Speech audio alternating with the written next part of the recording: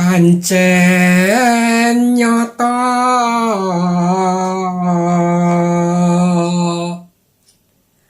kalamun watak angkara sayekti gegi lani gendra lan sulaya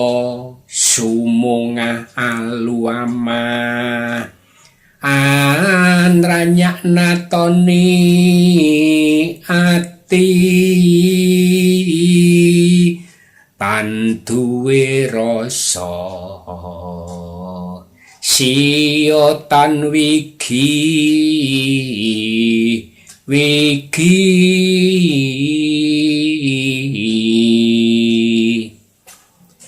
beda lamun eling kang maha kuwasa ing arah muni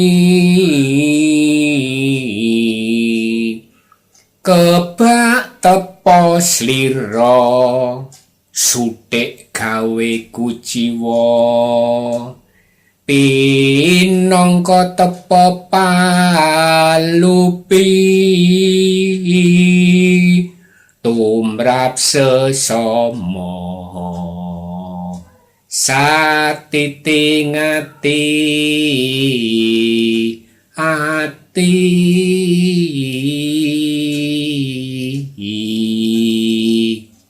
iki tembang Durma